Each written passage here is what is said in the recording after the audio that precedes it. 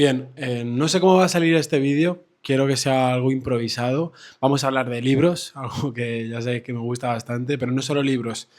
Vamos a hablar sobre las reflexiones que me han dado esos libros. Te voy a contar los 5 libros que me he leído en este mes de julio y de agosto, lo que llamamos de agosto. Y también un poquito experiencias personales en cuanto a viajes que he hecho y demás.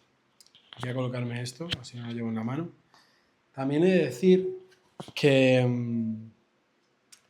este mes de agosto me lo he querido tomar eh, como más tranquilo en cuanto a bajar nivel de estrés por trabajo, etcétera. Y me propuse que el mes de agosto, y bueno, yo diría desde finales de julio y agosto, tomármelo mucho más tranquilo. Hice el Camino de Santiago, hemos estado en Londres, en Bruselas. Me ha venido excelente a bajar revoluciones, a descansar, pero ya tengo como esa llamada de que de ambición de quiero empezar a tope con el curro y demás, me está volviendo a venir y creo que bueno, es buena señal también. La última píldora que subí fue la del Camino de Santiago, te invito a que la veas. Si alguna vez has pensado hacer el Camino de Santiago, mírate esa píldora porque está interesante lo que hablo en ella. Y bueno, solamente decir que el Camino de Santiago es una experiencia increíble, tienes que hacerlo. Bien, estos son los 5 libros que me he leído en estos 2 meses, y bueno, julio y lo que llamamos de agosto. En realidad hay uno que no me lo he terminado, que me lo estoy leyendo actualmente. Vamos a hacer un ligero repaso de lo que me han parecido estos libros, por si a ti te puede interesar. Y luego, sobre todo, me voy a quedar con 2, que son los que más me han impactado, para que reflexionemos un poquito sobre ello. Mira, el primero es este de aquí, El único indio bueno. Es un libro de terror. La premisa es la historia de unos jóvenes que son indios nativos americanos en el siglo XXI, o sea, no es en el pasado, que hacen algo en su juventud que les marca para siempre y vamos a llamar algo les persigue durante su vida adulta y bueno, la historia es que tienen que intentar escapar de todo eso. Es un libro de terror, no suelo leer terror. Tenía momentos donde generaba esa tensión, sobre todo casi al final del libro fue la parte que más me gustó. Pero bueno, tampoco ha sido algo que me haya conmovido muchísimo, le puse un 6 sobre 10. Sin más, vamos con otro que sí que me gustó bastante más, recomendación de mi padre, Memorias de África. Bien, nos cuenta la historia, bueno, Isaac Dinesen no es el nombre real del escritor, porque en realidad es una escritora, lo único que este era el seudónimo, porque esto se escribe a principios del siglo pasado, en el que bueno, las mujeres no tenían el mismo peso que un hombre a la hora de escribir, entonces se puso este seudónimo masculino y tuvo mucha más aceptación el libro, ¿no? Básicamente es la historia de la baronesa Karen, que cuenta su vida en África. Si creo recordar, pasó 25 o 30 años viviendo en África, en concreto en Kenia, y es un libro que te evoca a la nostalgia y te evoca a África. O sea, yo solamente he estado en Marruecos, he vivido el desierto, he vivido experiencias ahí viajando de mochilero. No he estado en más sitios, pero te transporta directamente a esas tribus, a esa manera de vivir. Ella vivía bien, o sea, ella vivía en una mansión, tenía criados, pero tiene una sensibilidad hacia los nativos muy bonita y en el libro lo transmite todo de una manera excelente. Además tiene una manera de escribir, pues sí, la describiría como bonita, o sea, como cautivadora. De hecho puse aquí, ¿no? Una novela cautivadora que te hace revivir las experiencias vividas por la baronesa Blixen en su granja de Kenia. Te transportas a una África del pasado, donde reina la naturaleza en su máximo esplendor, una fauna arrolladora, unos nativos de lo más auténticos y unas aventuras que te hacen sonreír. Le puse un 8 sobre 10. Y vamos con La chicha gorda, que esto ha sido las 2 novelas que más me han marcado de estas 5. La primera es esta de aquí, En busca de la felicidad, de Joseph Campbell. Para quien no conozca, Joseph Campbell es un gran... bueno, ha sido uno de los grandes divulgadores de la mitología, ¿no? Y leyendo este libro, conociendo algo de mitología, tampoco de una manera muy profunda, pero también habiendo leído a Jung, que tengo ahí un libro bastante tocho de Carl Jung, sobre los símbolos, la importancia de los símbolos, lees este libro de una manera un poco... Aún así no es de sus obras más complejas, pero Campbell al final es una persona que es muy de nicho, o sea, habla mucho sobre los mitos, de cómo el hombre necesita el mito para existir. Me parece interesante cómo ponen en la balanza, ¿no? En la parte de la pirámide de Maslow, pues ya sabemos, de lo que necesita el ser humano para sobrevivir, alimento, cobijo, tal, y cómo lo que no parece tan importante, que es la existencia de mitos, de religiones, etc., al final hace que civilización tras civilización, la existencia del ser humano, haya tenido un peso tan importante para coexistir, para poder darle sentido a la vida. Hace una recopilación de un montón de mitos, de religiones, desde de Oriente, de Occidente, se ve que es un experto en la parte de Oriente también. Y es un libro que, si te interesa estos temas del comportamiento humano, es muy profundo. A mí me ha dado muchas cosas que pensar y ahora he anotado aquí en el ordenador algunos temas que quiero hablarte. Bueno, este es uno de estos libros que subrayé bastante y le puse un 8/10 y escribe aquí: estamos sin lugar a dudas ante un libro de nicho. Campbell nos trae a colación diferentes mitos de la historia y nos demuestra cómo el hombre necesita el mito para darle sentido a la vida. Me gustó su significado de felicidad. Y puse aquí página 30.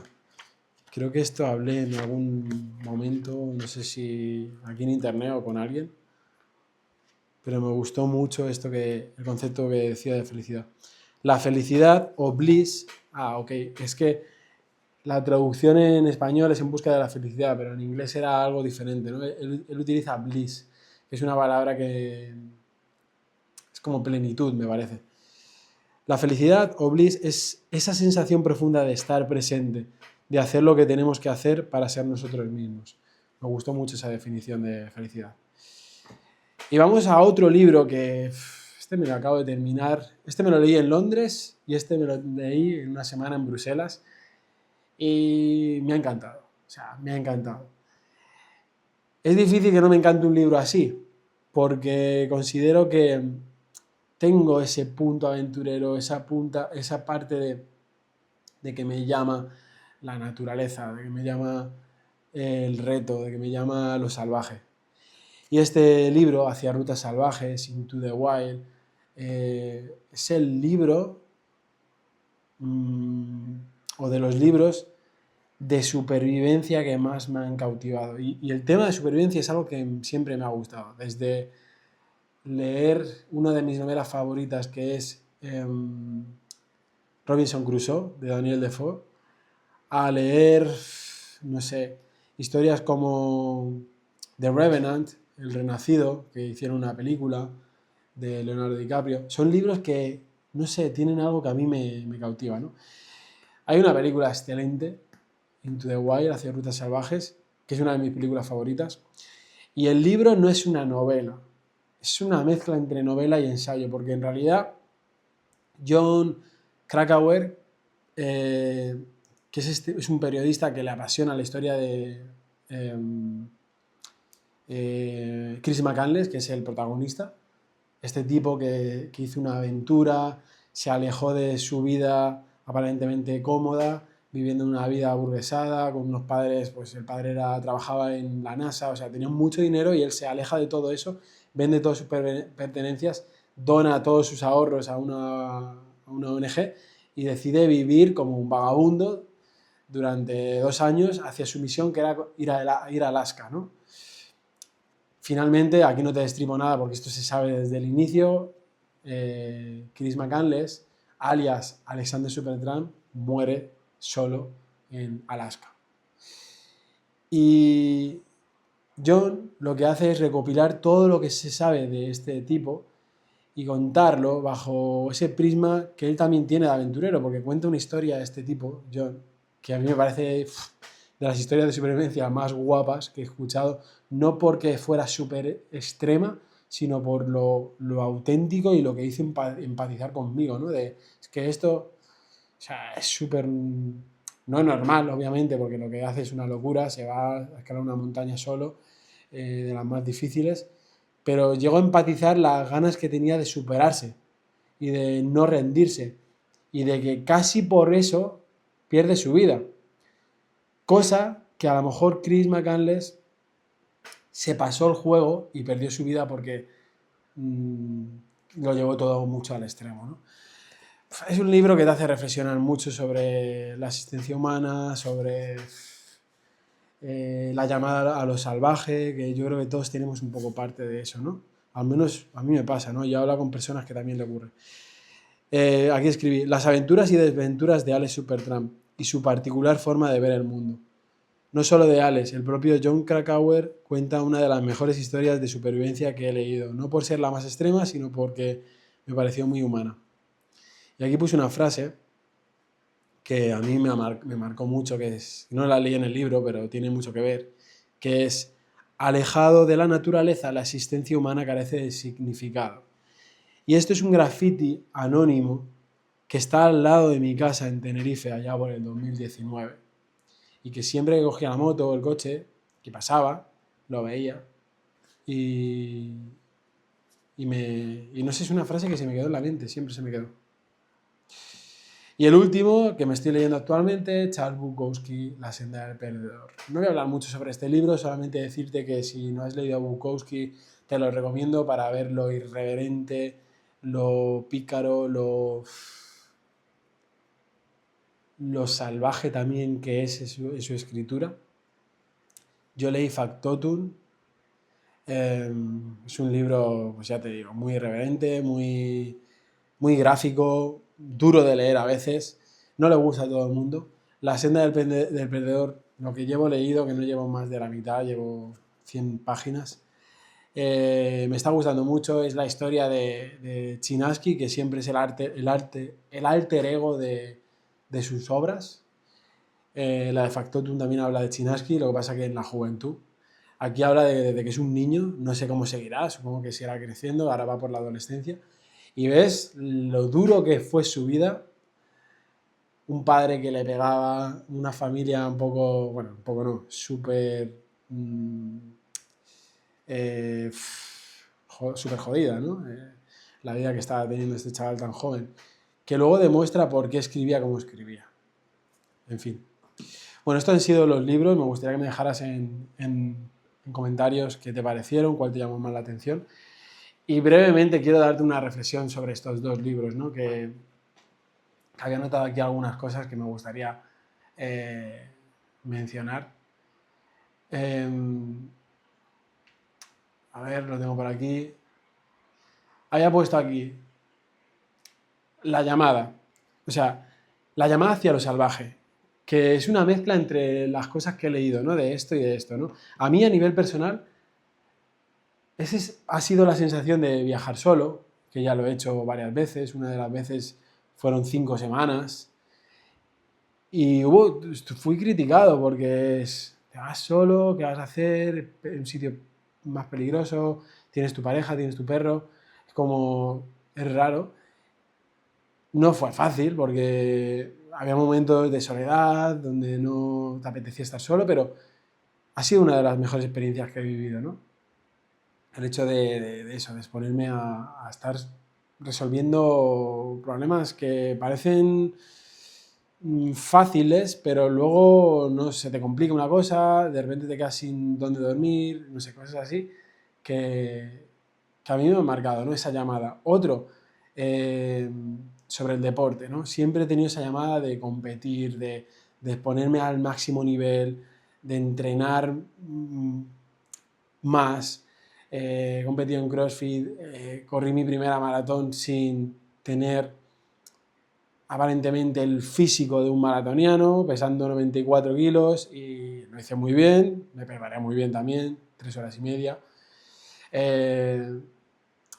No sé, siempre he tenido esa llamada de más, ¿no? De no quedarme cómodo, de necesito explorar, necesito seguir un poquito más. Y esa parte tiene también un problema, y es que por otro lado también, simultáneamente ves muchas vidas de otras personas, lo tengo aquí apuntado, ¿no? Esa parte negativa, y que tiene muchas veces las redes sociales. Ves a esa persona que tiene mejor físico, ves a esa persona que tiene la vida, pues parece más resuelta, tiene hijos, tiene ya todo mucho más estable, o ves a esa persona que no, es justamente lo contrario, viaja por el mundo, descubre, ya lleva recorrido 120 países, y el problema empieza cuando quieres compararte con todos y tú crees que puedes tener todas esas vidas. Ahí está el verdadero problema, porque es incompatible muchas veces. Tú quieres tener una estabilidad, pero al mismo tiempo quieres viajar. Es imposible, o sea, no puedes. Quieres tener un físico con un 7% de grasa, hiperdefinido, pero al mismo tiempo quieres también disfrutar de la parte social. Que me diga ahora que no, que es incompatible, no. O sea, es prácticamente imposible. Una cosa es mantenerte con buena salud, físicamente atractivo o atractiva, y disfrutar de la parte de la salud. Eso obviamente, porque eso es lo que yo hago a mí personalmente y hago con todos mis clientes. Pero una cosa es optimizar al máximo de que lleves un 7% de grasa, punto de competición, y que puedas disfrutar también con una cerveza al fin con los colegas. No, eso no se puede, ¿no? Y al final te preguntas, ¿cuál es tu vida ideal? Y muchas veces entramos en ese problema o en esa dicotomía de que uno se pregunta, vale, ¿qué es lo que quiero conseguir? ¿Quiero conseguir ese físico? ¿Quiero conseguir eh, ese dinero, esa estabilidad, ese tal? Y quizá la pregunta no sea esa. Quizá la pregunta es, ¿cómo vive la persona que quiero ser? Pero ya no una persona que hayas visto en redes sociales o hayas leído en un libro. No, esa persona que tú te imaginas de ti mismo dentro de 20 años o 10 o 5, lo que sea, ¿cómo vive esa persona? ¿Cómo vive? Y te haces un mapa mental. Pues, en mi caso, yo tenía referentes, obviamente. Muchas veces he hablado en Marcos Vázquez, para mí, hace 5, 6, 7 años era uno de mis referentes. Actualmente ha cambiado, ya no es tanto mi referente, tengo otros, pero yo veía su estilo de vida y me gustaba, ¿no? Entonces, yo me idealizaba y decía, ¿cómo vive esa persona? Bueno, se levanta, tiene tiempo para leer, cuando a mí no me gustaba ni leer, entrena, se mantiene en forma, cuida de sus amigos, de su familia, eh, y a partir de ahí es cuando empiezas a trabajar. También era esa parte de ese aventurero, no tiene miedo a nuevas experiencias, y a partir de ahí empiezas a crear un estilo de vida, sin compararte con otros, porque ese es el problema, porque te comparas con otros y te das cuenta, vale, pero yo no puedo estar viajando todo el año, 12 meses, cada mes en un sitio, básicamente porque no me da la vida, no me da el presupuesto, eso, bueno, quizá el presupuesto podría, porque en realidad viajando a sitios muy económicos puedes estar viajando y yo me lo puedo permitir llevándome mi portátil, pero dejas de lado algo tan importante como tener una rutina en la que no sé, tienes a tu pareja, cosas que también me gustan, ¿no? De estés en casa, con tu pareja, con tu perro, tus días tienen esa monotonía que amas. Porque a mí me gusta también a veces esa parte monótona de las cosas que me gustan. Pero al mismo tiempo siento que cada X necesito salir a la llamada de lo salvaje y a explorar. Entonces yo me ideé una vida en la que, pues en mi caso, hago 2, 3 viajes al año que me permiten encontrar esa búsqueda que yo tengo en mí, ¿no? Y en base a todo esto, si tuviera que recalcar algo, es por encima de todo esto, de idear tu vida, tiene que haber una base, o al menos así lo veo yo, que es la salud. Porque considero que si la salud cae, da igual el resto, da igual esa idílica vida que te quieres crear. Si tuvieras que quedarte con algo a la hora de crear esa vida es genera unos cimientos en la que la prioridad número uno sea tu salud física, emocional y social. Me refiero a que te mantengas realmente en forma, que tú sientas que tu cuerpo responde y que va a responder dentro de unos años, huesos, músculos fuertes, y también una salud emocional, porque necesitas verte bien para sentirte bien, que tú realmente te veas en el espejo y digas, me siento bien con mi físico. Y no te hablo de tener un six-pack increíblemente marcado o tener el cuerpo de un influencer de super fitness, te hablo de tener esa seguridad en uno mismo. Que eso se consigue, obviamente, entrenando, pero también cumpliendo con tu palabra. O sea, lo que dices que vas a hacer, lo haces. Eso no hay nada que te dé más seguridad que eso. Si dices que vas a ir a entrenar 4 días a la semana o 3, los que sean, cúmplelo. Si dices que esta semana vas a hacer 10.000 pasos al día, cúmplelo. Eso te da una seguridad en uno mismo brutal. Y bueno, esta ha sido la reflexión que te puedo dar de estos 2 meses. Decirte por último que estas vacaciones me han venido bien para desconectar, para conectar conmigo. He bajado muchísimo, la verdad, que el volumen de alumnos. No he cogido prácticamente a nadie para poder estar precisamente en esto, ¿no? En poder cuidar a los que ya tengo y cuidarme a mí, que al final repercute, porque si yo no me cuido, ¿qué voy a pretender? O sea, ¿qué estoy pretendiendo si quiero cuidar a los míos, ¿no? Y cuando digo los míos me refiero también a mis clientes, ¿no? Así que me ha venido muy bien para recargar a nivel personal, a nivel espiritual y de todo. Y ahora tengo muchas ganas bueno, de abrir nuevas plazas, que voy a abrir nuevas plazas ahora en septiembre, 12 en concreto, y empezar con todas las personas que quieran mejorar a nivel físico, también a nivel emocional, porque esa es una parte que tocamos mucho, pero sobre todo eso, que busquen un cambio en su físico, que quieran parecer otra persona de aquí a 6 meses, que sea un antes y un después, y que realmente se quieran comprometer.